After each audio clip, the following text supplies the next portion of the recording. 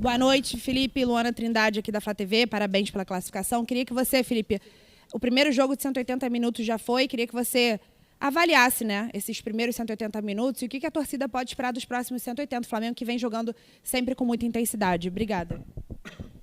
Boa noite. Grande jogo, um grandíssimo jogo da minha equipe. Fomos dominadores do encontro, inclusive saindo atrás do placar. Depois que tomamos o gol, acreditamos ainda mais no plano de jogo, acreditamos ainda mais na forma de jogar, no modelo, e o time continuou jogando da mesma forma, com muita paciência, e acabamos chegando na área do Vasco muitas vezes durante o primeiro tempo, e foi um excelente jogo. Fiquei muito feliz pela forma que os jogadores se comportaram, e a intensidade muito alta, muito alta. Estão numa rotação realmente altíssima, e aqui eu espero que eles continuem e se mantenham, né? E sobre o próximo jogo, deixa eu descansar hoje, pelo menos. Felipe, Letícia Marques do GE aqui. Queria falar um pouquinho do Danilo. Todos os jogos que ele teve à disposição, ele foi titular com você. Ele ficou fora da primeira partida contra o Vasco. Você até chamou o Iago, que na ocasião ficou fora da Libertadores Sub-20. Pelo que foi dito, ele fez alguns treinos em separados, mas na quinta-feira a gente teve no CT para um treino aberto. Vimos o Danilo participando um pouquinho do início da atividade, pelo menos que foi o que a gente teve acesso. Então, a minha pergunta é, por que ele não foi relacionado hoje? É alguma questão física ou é só um controle de carga mesmo?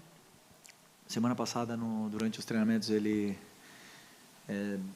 sentiu um leve desconforto na perna e a gente optou por não arriscar, por poupar ele, dar os minutos necessários. É um jogador que já tem mais de 30 anos, que vinha de 2 meses sem jogar e fez 3 jogos, uma sequência de 3 jogos, na qual eu acreditava que era importante ele ter para voltar a ter ritmo de jogo, né? E aí decidimos não levá-lo para o primeiro jogo, mas ele ainda, durante essa semana, ainda não evoluiu da forma que gostaríamos. Então, como eu falo sempre, risco zero, lesão, a gente tem que respeitar os processos. Ele não tem lesão, mas nós temos que respeitar os processos de fisioterapia, dessa evolução da dor dele, para quando ele puder entrar e disputar uma bola, que ele possa disputar ela ao máximo, que ele seja o mais intenso possível, sem correr riscos. E sabendo também que temos aí 2 finais pela frente agora, 2 jogos da final, né, pela frente, e ele também está convocado pela seleção brasileira, então vamos optar por por zerar a dor dele, para deixar ele confortável, e quando ele tiver, ele vai estar disponível aí para ajudar a equipe. Aqui, Felipe Luiz, boa noite, Fernanda Pisotti, da Rádio Band News FM.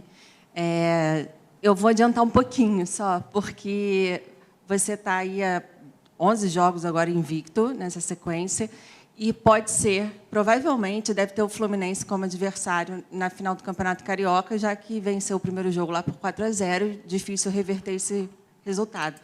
E o único revés que você teve até agora foi justamente para o Fluminense, né? Uma única derrota à frente do Flamengo e justamente contra o Fluminense. Queria entender como é que você vai preparar essa equipe para esse confronto, se realmente foi esse o confronto, a gente acredita que sim.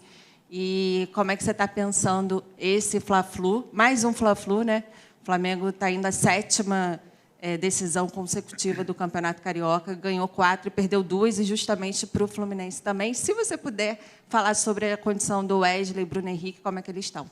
Obrigada. Deixa eu descansar hoje, né? Deixa eu jantar tranquilo e amanhã pensar no Fluminense. Ainda tenho o jogo do Vasco na cabeça aqui. Como você bem falou, o Fluminense ainda vai jogar contra o Volta Redonda, é uma grande equipe, tem grandíssimos jogadores. Para mim, tem um elenco diferente, elenco para estar na parte de cima da tabela. E a única coisa que eu penso agora é descansar hoje à noite, bem descansado, amanhã já começar a preparar esse jogo que vai ser na quarta-feira.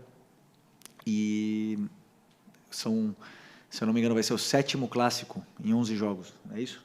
É isso, pai? Mais ou menos, né? 7 jogos. Vamos fazer 8 clássicos em 12 jogos. Mentalmente, isso tem um peso muito grande para os jogadores. E, como sempre, vai ser um jogo muito difícil se a gente enfrentar o Fluminense na final, mas eles ainda têm um jogo pela frente. Pedir novamente para cada um fazer uma pergunta, por favor. Felipe, Raíza Simplício da Gol Brasil e da Placar. Eu queria entender, hoje você começou o jogo com o Varela novamente invertido, e você tinha o Alexandro e o Ayrton Lucas também como opção. Eu queria entender se foi uma opção física, técnica, tática, enfim. Por que você começou novamente com o Varela ali?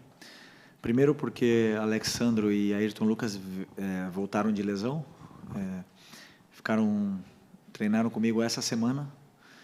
O Ayrton teve um trauma no joelho, né, e incomodou ele bastante durante esses dias aí de reabilitação. O Alex vem de uma lesão também, mas principalmente foi pelo momento do Varela. Assim, um jogador que faz tudo certo, que fez grandes jogos e não merecia sair da equipe. Esse foi o meu pensamento. Não merecia, nesse jogo de hoje, era um jogo para ele. E um cara que eu já falei para vocês, admiro muito, tenho prazer em trabalhar com ele e acredito e pensei que ele merecia ser titular no jogo de hoje, num clássico, depois de ter sido tão importante no primeiro jogo da semifinal. Aqui é Felipe, boa noite. Marcos Martins, do Canadec SRN.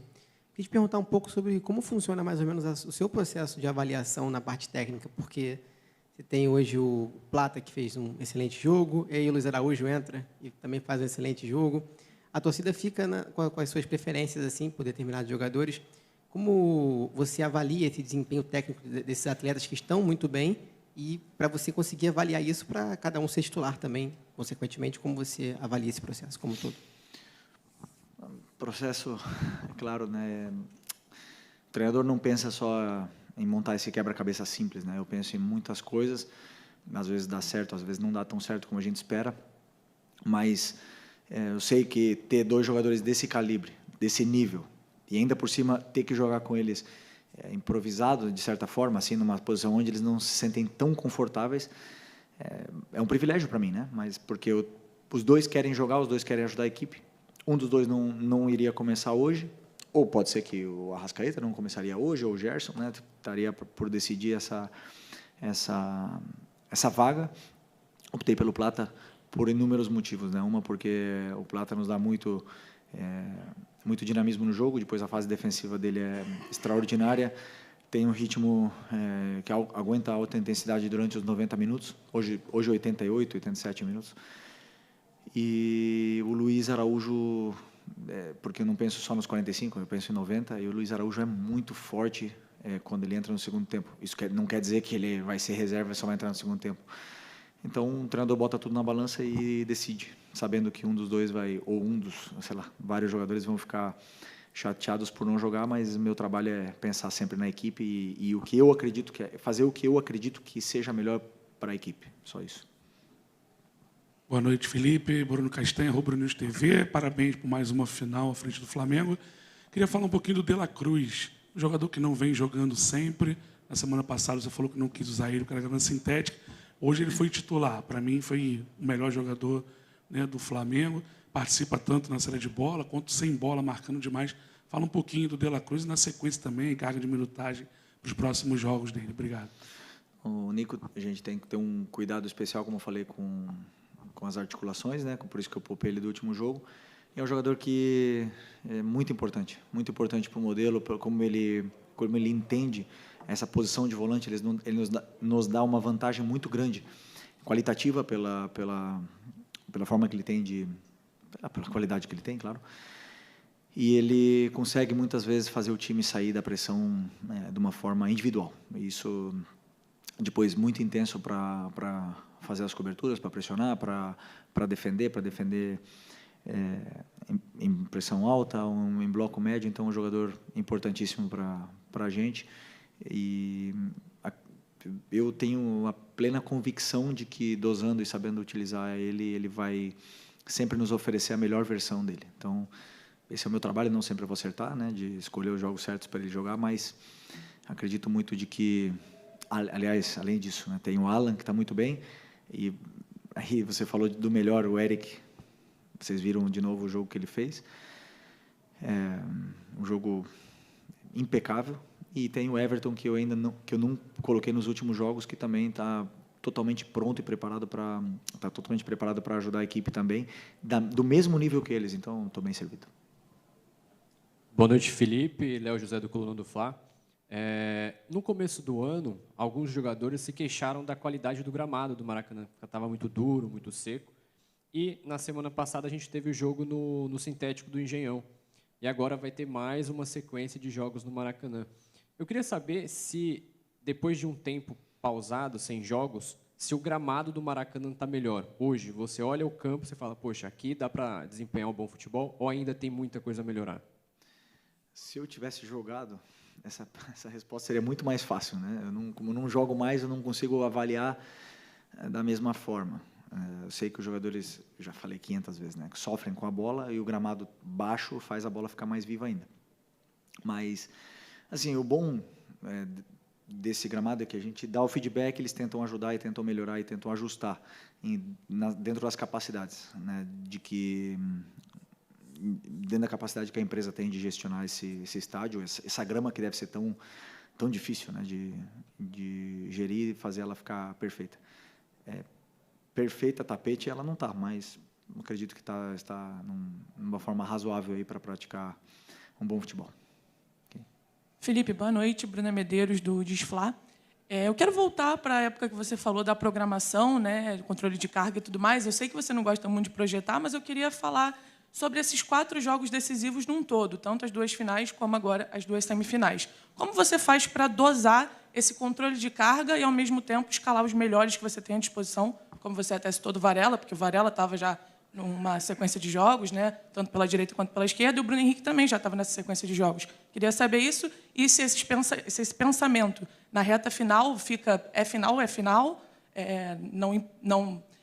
não tem mais aquele pensamento de dosar muito, porque é jogo decisivo, ou se você continua priorizando essa questão de controle de carga. Obrigada. Não, agora, no final é final. Já foi a semifinal, assim. Conseguimos dosar bem durante toda essa fase inicial da Taça Guanabara. Conseguimos dar minutos para todo mundo, tirar minutos dos jogadores que não aguentam talvez uma carga de minutos tão elevada durante o ano, mas alguns jogadores tivemos que extrapolar, né? Então, normal. Tudo que vem acontecendo é absolutamente normal e dentro do que a gente planejou, mas semifinal e final, com certeza nós vamos ir com força máxima para vencer, para tentar vencer, da mesma forma que o adversário vai fazer com a gente. Okay? Boa noite, Felipe. Tudo bom? Pedro Ramos, da Sintonia Esportiva. Recentemente, o Lédio Carbono, do Grupo Globo, comentou que o Flamengo não enxerga mais o Vasco como rival. São 32 jogos, 19 vitórias lá do rubro-negro. Eu queria saber se você e o seu elenco têm uma preparação diferente para jogos contra o Vasco, ou se é mais um jogo, entre aspas, qualquer. Se realmente essa postura vista pelo comentarista é, de fato, algo presente no ninho do Flamengo não enxergar mais o Vasco como rival. Obrigado. Vocês estão de brincadeira. O treinador enxerga todo mundo como se fosse o Manchester City. Para mim, sempre o adversário que eu vou jogar é o melhor time do mundo. É difícil, né? Todos os adversários são bons, têm qualidade, e talvez pelos últimos anos, né, de disparidade financeira, tirou um pouco esse clássico, esse nome assim tão pesado para o torcedor, para os jogadores. Esquece, o nível mental, é só você ver. A gente estava 1-0 de vantagem e os jogadores entraram jogando o jogo da vida, porque clássico é clássico, ele tira o melhor de cada jogador. Os jogadores grandes crescem, jogadores que não estavam tão bem vão apresentar a sua melhor versão. O Vasco teve uma oportunidade grande de melhorar outra vez contra a gente e se organizaram bem para tentar fazer um bom jogo. Então, é muito difícil, e isso principalmente tem um peso mental nos jogadores, onde tem como é que eu posso explicar? Se tem uma bola que vai sair e ele acha que dá para chegar, ele vai tentar até o final. Todo mundo corre até o último segundo do jogo, como foi. A gente estava pressionando com um jogador com cãibra, a gente estava pressionando dentro da área do Vasco até o último minuto, e isso o clássico ele tira, né? Então, como eu falei, vão ser 8, provavelmente, né, se o Fluminense ganhar, vão ser 8 clássicos em 12 jogos. Isso, mentalmente, para os jogadores, é um peso grande. Fisicamente, acredito que seja a melhor preparação possível, mas mentalmente é um desgaste grande, porque vocês viram como é que é tenso esse jogo e no limite da agressividade. Felipe, boa noite. Boa noite. Parabéns pela vitória. Queria pedir um pouquinho licença do jogo e dizer o seguinte, que alguns jornais em alguns estados brasileiros já estão exaltando o seu trabalho. Eu sei que está no início ainda, estamos também, obviamente, no início da temporada, mas as manchetes estão assim: Filipe Luís é o treinador com a maior invencibilidade do país. São 22 jogos, ao lado do Carpini e do Vitória. São 2 treinadores jovens que assumiram as equipes no ano passado. Eu me recordo de uma fala do Boto também, quando ele chegou no início do ano. Ele disse que ele ia fazer de você um exemplo para acabar com a hegemonia dos treinadores portugueses e estrangeiros. Eu queria que você analisasse como um todo esse trabalho que está sendo feito, está bem no início ainda, mas que já tem muita gente já elogiando. Obrigado. Obrigado pela tua pergunta, até foi muito extensa, mas eu vou ser bem curto. Como treinador, a gente vive sem confiança. A gente vive achando que, como eu falei, o adversário é o jogo mais difícil e nunca subestima a ninguém. E a única coisa exclusivamente que eu penso é no próximo jogo. Eu não posso pensar em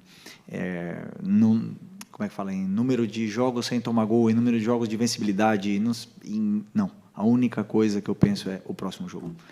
Mais nada. Então, se você me falar dos últimos, não sei quantos jogos passaram desde que eu comecei a ser treinador, nem penso mais, porque a única coisa que me vai manter nessa cadeira aqui é ganhar o próximo jogo. Então, essas manchetes aí são para vocês.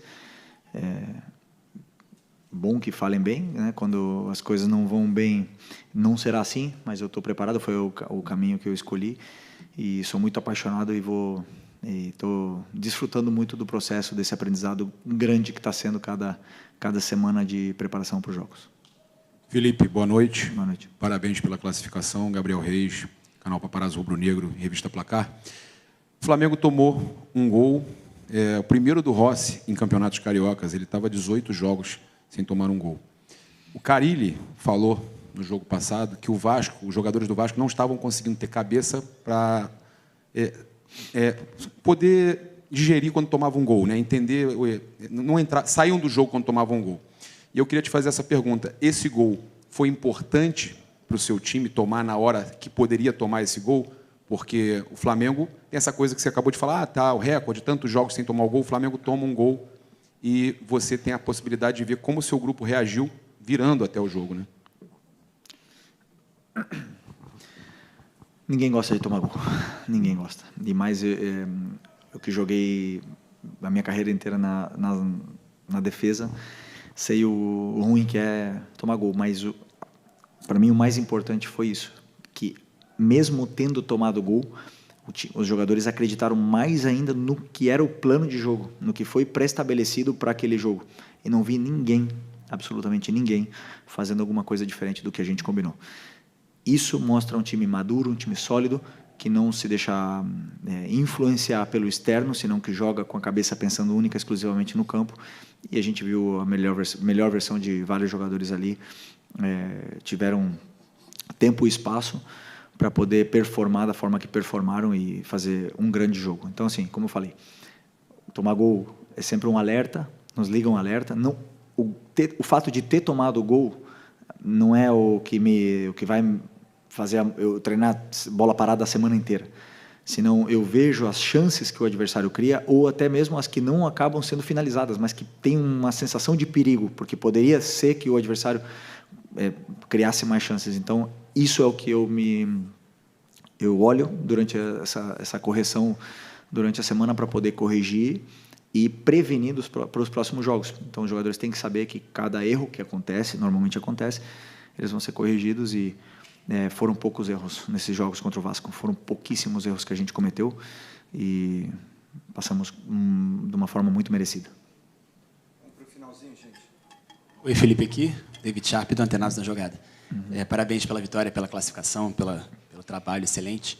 E eu queria fazer uma pergunta parecida com a que eu fiz no sábado passado, porque eu acho que você não entendeu quando eu perguntei sobre estágio da criação de jogadas do time. Aí eu te pergunto agora, você falou que gostou da atuação do time, que o time foi bem, hoje, inclusive, Mas eu te pergunto, você já falou sobre o Pulgar um pouquinho, sobre o De La Cruz, eu te pergunto sobre o Gerson, sobre o Arrascaeta, que são esses jogadores que formam o meio de campo do Flamengo, né, o setor de criação, prioritariamente. Como é que você acha que eles estão, não só nessa fase agora, nos últimos jogos, mas em 2025 como um todo, fisicamente, tecnicamente, e em que estágio você acha que está o Flamengo no setor de criação mesmo, se é aquilo que você já quer como topo assim, de performance? Eu acredito que sempre podemos evoluir, sempre. Nunca vou me conformar com uma atuação e sempre vou achar coisas que detalhes micro, que podemos melhorar e evoluir como individualmente e também como equipe. São jogadores totalmente consolidados, jogadores grandes. Você falou do Eric, do Nico, do Gerson e do Arrasca, que formaram o meio-campo hoje. É um meio-campo que já jogou junto muitos jogos, que se conhecem bem, se entendem, se procuram. E perigoso para o adversário, é muito difícil marcar esse meio-campo. Então, estou satisfeito, mas claro que quero continuar evoluindo. Mas o que, assim, como eu falei hoje, o plano de jogo passava muito pelos zagueiros também, né, pela construção dele, e nós estamos vendo um nível talvez nunca visto aqui, né, de qualidade da saída de bola dos zagueiros no Brasil. Sinceramente, estou impressionado com o que eu estou vendo dos meus zagueiros construindo o jogo e fazendo a bola chegar até esses jogadores determinantes. E aí ali na frente tem jogadores que alguns dias vão estar mais finos, outros que vão estar mais letais, outros não tanto, né, não tão criativos, mas o importante é que as jogadas sejam criadas para que depois possa ser finalizadas também. Mas hoje eu gostei bastante também da verticalidade que o meu time teve. Beleza? Oi, Felipe, boa noite. Parabéns pela vitória, Marcelo Corrêa da TV Globo. Antes mesmo de assumir o cargo de técnico do time principal do Flamengo, eu lembro de entrevistas suas dizendo que referências de treinadores certamente seriam Jorge Jesus e Simeone, que têm estilos táticos bem distintos, mas têm uma característica em comum, que é a intensidade que eles exigem dos jogadores em vários momentos da partida. E a gente, passando em revista esse Campeonato Carioca do Flamengo, vê essa intensidade em praticamente todos os jogos, pouquíssimos momentos de uma rotação mais baixa. Eu queria entender o quanto é possível fazer isso numa temporada inteira, pela sua própria experiência como jogador, né, aplicando agora como treinador, e se ainda tem uma margem para crescer. Eu não consigo enxergar o futebol moderno sem intensidade. Eu não consigo ver um jogo sem intensidade. Eu assisto muito jogo mesmo, muito futebol. Amo assistir jogo. E principalmente das grandes ligas. E hoje o jogador que não tem intensidade não está nesses campeonatos. O jogador se transformou. Além de ter qualidade técnica, ele tem potência, é um jogador que tem tanta velocidade, mas também tem resistência. Então nós estamos vendo um novo tipo de atleta, né, disputar esse esporte. Porque o jogo moderno, o futebol moderno, pede essa intensidade. Eu peço muita intensidade para os meus jogadores, e os que mais correm muitas das vezes são os atacantes do meu time, são os jogadores de frente, porque são os que mais têm que fazer movimentos em alta intensidade. Então, com certeza eu acredito que pode se manter, porque correndo certo, todo mundo pensando da mesma forma, se corre melhor, se corre menos, se corre mais intenso, mas corre menos. Então, acredito sim que podemos evoluir, mas o nível de intensidade que eu estou vendo da minha equipe é o sonhado quando eu cheguei aqui antes de assumir.